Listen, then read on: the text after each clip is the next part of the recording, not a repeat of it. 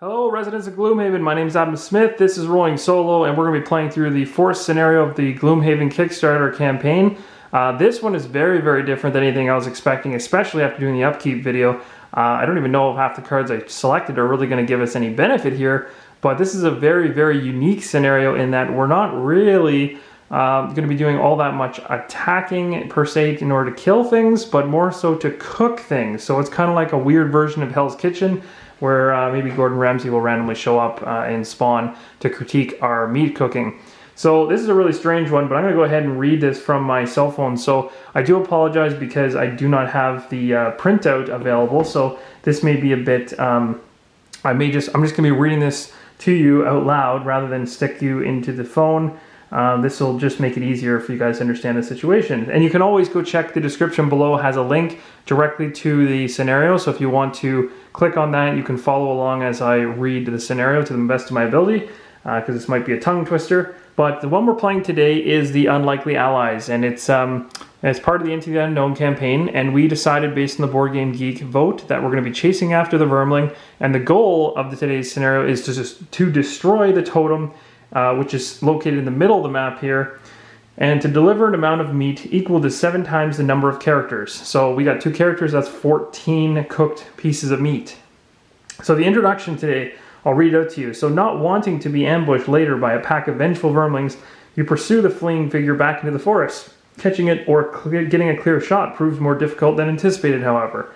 The vermin continues to gain ground until you are barreling through the trees with only a vague idea of the direction you should be headed. Suddenly you burst out into a clearing full of small creatures, all of them dressed in the same colorful attire of plants and feathers. At your arrival, the vermlings hiss menacingly, but they do not appear to be armed. You are about to brandish your own weapons when one of them yells above the crowd. "Wait," it says. "These are ones I saw. These are ones who kill blackbiters.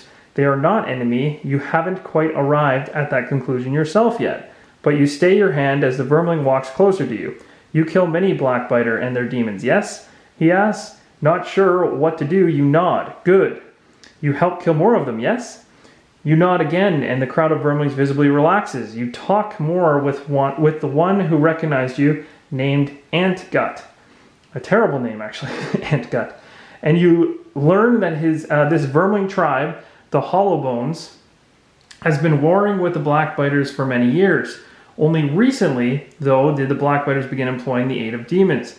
Antgut is afraid the demons will turn the war into the blackbiters' favor, and the Hollowbones were prepared to attack their enemy's temple when you appeared. Before we fight, Antgut explains, we need power of ancestors. We make ritual feast and would be honored if you join us. Antgut explains that the most important task in the feast is cooking of the meat. Drake carcasses recently harvested from a nearby cave must be butchered, brought to the cooking cave, and then returned to the banquet table. All the while, the totem of the enemy tribe is danced around and attacked. It is very important meat cooked well and totem destroyed, Antgut says. Sacred task, but I see you kill blackbiter already. Ancestors choose you for the task.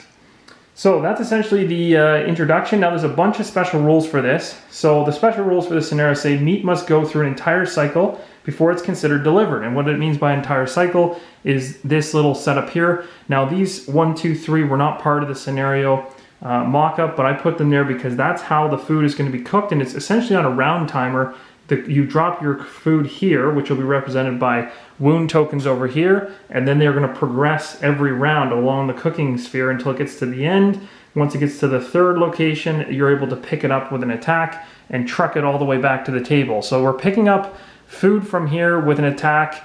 Based on our attack, that's how much meat we gather. We head all the way over here, all through this, and then we try to cook it and get all the way back to the table. So it really is kind of like a Hell's Kitchen situation. So it probably will be a nightmare. Okay, let me read this special rules out for you guys. So meat must go through an entire cycle before it's considered delivered. First, while adjacent to the table, which is over here, a character must perform an attack action against the table. Ranged attacks are not going to be disadvantaged in this case, where the amount of damage done is equal to the number of raw meat tokens picked up, like I mentioned with the damage tokens. You pick those damage tokens up and you drop them on your player mat, so we'll just put them there once they pick them up. Once a character is carrying meat, they cannot pick up any more, though a character can lose any number of meat tokens from their mat whenever they want. Once carrying raw meat, a character must then end a movement on a hex adjacent to hot coals in order to place them on that hex in order to start cooking them. So it says once carrying raw meat has to end their movement on a hex adjacent to hot coals C. And hot coals C in the book says that this one is hot coals C. And that's where you begin cooking them, and it's got to go through a couple rounds before it gets to the end where you can pick it up. So at the end of every round, all meat tokens on the hot coals, like I was explaining, are going to move around the board. So essentially 1's going to go to 2, 2's going to go to 3, and 3 is going to just fall off the board and be consumed in the fire. So in other words, you got to be there to pick them up, otherwise they just get burned up and we don't get to take them. So while adjacent to the hot coals, a character must perform an attack action against the hot coals. Ranged attacks do not automatically suffer damage, as I said before with the table. Same thing with the coals, where the amount of damage done is equal to the number of cooked meat tokens picked up to the number of tokens on the hex. So again, you're obviously trying to pick up as much meat as you can, but the only place you can pick it up from is here. It has to be cooked. It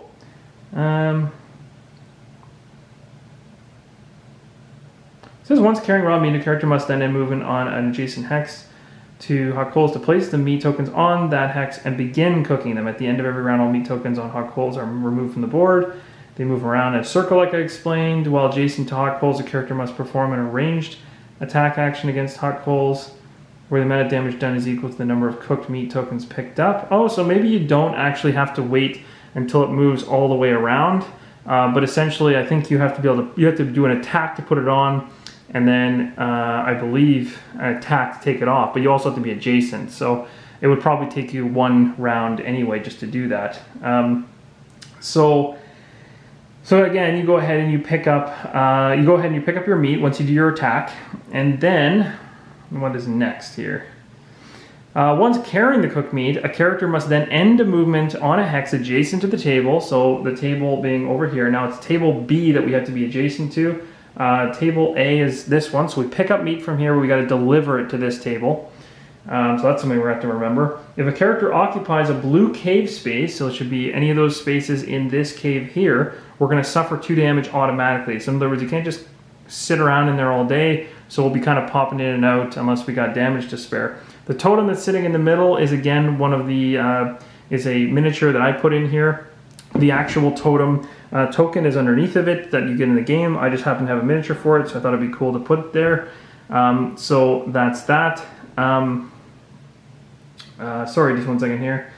So the Vermling Scouts are going to block normal movement. So the reason that these guys are even here in the first place is they're kind of doing some kind of tribal dance essentially, and they're going to be dancing around these thorns, and it's going to cause problems because they are our allies. We're not fighting them in this, but they are going to be blocking our movement. So it says the Vermling Scouts block normal movement, but are otherwise considered allies. An ability card is revealed for them at the beginning of every round. So it's at the beginning of every round, as normal, but it's as normal as per the normal rules.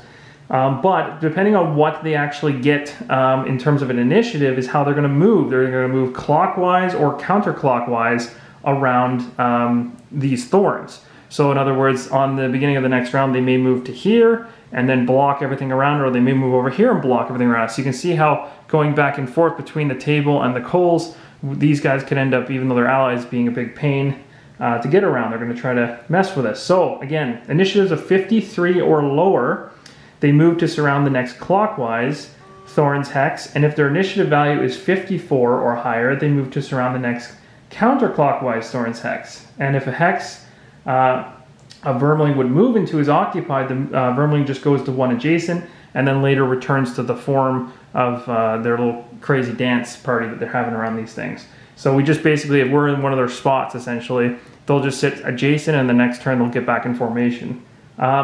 It does say when C times 3 pieces of meat have been delivered, read 1. So there's a separate pile of text here that comes into play once we go ahead and at the very bottom there, when C 3 pieces of meat have been delivered, read 1. So once we get 6 for us, because we have 2 characters times 3 is 6, Once we get 6 cooked pieces of meat here, then something's going to start happening at the 9 token. And I am not going to read that just yet, but I'm sure you guys can see that in the scenario as well, because there's really nothing else to this scenario until we get that goal accomplished. So this is essentially the setup. So I've now read to you the rules. So the next thing to do before we probably jump to the next video is to do battle cards. It would be a good idea to get these out of the way. This is kind of where like we're going to be wanting to get battle cards that are going to make sense for this scenario, being it's very, very unique. It's different than anything I've ever played before in Gloomhaven, so it should be interesting to see. So, battle cards. We got a card called Dynamo. This says kill a monster during the scenario by causing at least 4 points of damage to it, at least 4 more points of damage to it than necessary. So this is kind of like overkill. Essentially, we want to hit somebody so hard that we go 4 points over what we needed. And then the other card for the and this is Tinkerer, by the way. We're picking for battle cards right now. The Zealot. So have 3 or fewer total cards in your hand and discard at the end of the scenario. I think I can actually make that happen. So I'm going to go with this one because it's only 1 check mark, and I think this is actually easier. I don't know, based on this crazy movement back and forth and all the running, if I'm going to be able to do as much damage as I want to. So I'm going to pick this one. I think I can make that happen by discarding cards and using them for loss to make that work. So I'm going to go ahead and discard this one. Now we're going to take a look at the Cragheart, and we're going to take a look at the 2 cards for him. Ooh, he got himself a double check mark. So this says gain 7 or fewer experience points during the scenario. Well, this is a perfect scenario for that, because it's very likely that with all the allies on the board, we can likely have the Cragheart avoid doing 7 or so experience. Now, what would get tough is we are doing attacks, and when I say we're not attacking enemies, we're still attacking in order to gather food, in order to cook it. So this one actually seems easy, but once we get into a pinch where we actually need to make some food or cook it or pick it up, that could actually be tougher. This one says take only short rest during this scenario. That's almost guaranteed. I can make that happen. That one's easy.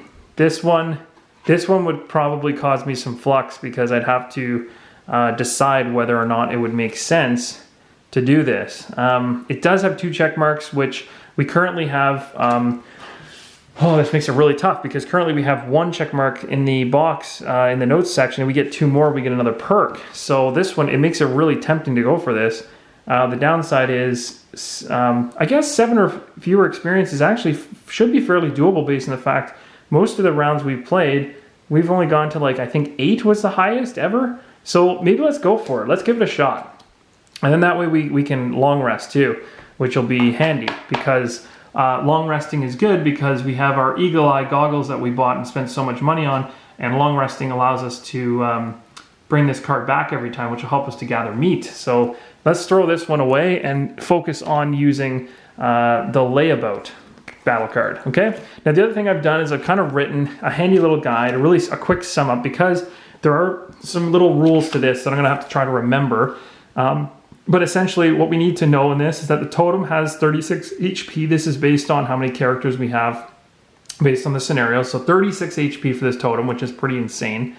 So this might be something where it might be worth it really, really early on to actually hit this thing with a wound marker. And the reason for that is every single round that goes by would knock off another HP. So we'd probably get about, I don't know, maybe 10 HP off of it by the time this whole thing's done, and maybe more.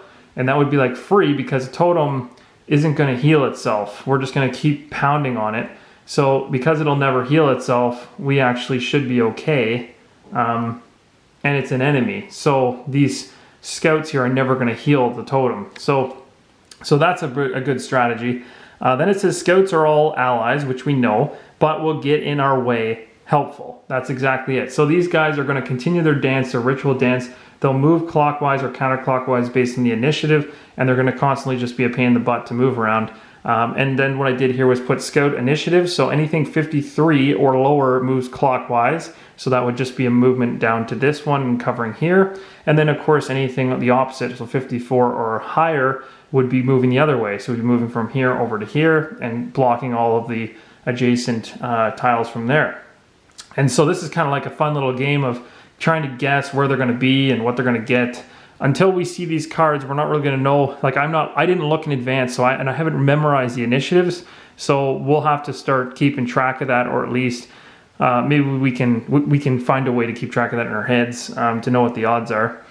But it is kind of a gamble regardless. We can't really know that. End of round, the meat cooking moves. So we just have to always remember that the meat is going to be moving around this cooking pit. So the one thing that I want to double check before we move into the next video is I'm going to want to make sure that once, say for instance, you put a character here and you attack it, you drop your meat, or sorry, once you land here, you're allowed to just dump your meat on it. You don't have to attack it to put your meat on the fire. The question is, for me, is whether or not it has to go all through all three in order for you to pick it up over here, or once you put it on, it's considered cooked, and then you can just go to an adjacent hex, attack it, pick it up, and run.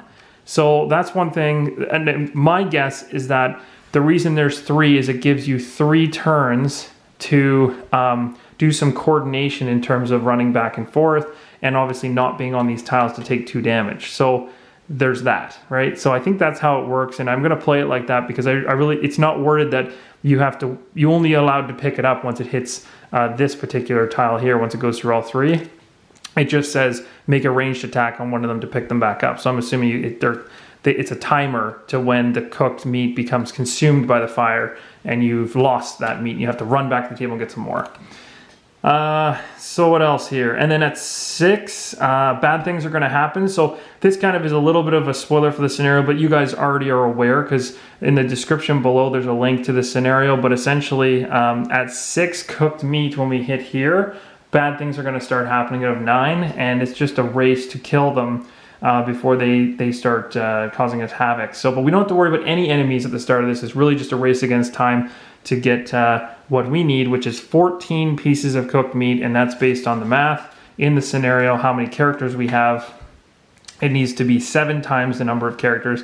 We have 2, so that's 14. So that essentially covers the entire setup of this particular scenario. So it's pretty cool. I mean, definitely very unique, and I can tell you right now, after going shopping in the last round, I don't know how much, I mean, to be honest, the cards we picked over here for health and stuff, I guess they're all still useful, and especially the eagle eye goggles that we got will allow us to make sure we either cook or pick up a ton of meat. So they will be useful regardless, but this is going to be a totally different scenario than anything we're used to seeing so far in this mini campaign. But I like it. I like this. This is going to be kind of more like a puzzle than anything else to see how this all unfolds. So if you guys want to join in and you haven't already, please subscribe. The button will show up probably in the next few seconds here. But yeah, we've got everything set up. I'm enjoying it, and I guess here we go. Let's jump into Hell's Kitchen and see what happens. So till the next time, guys, keep rolling solo.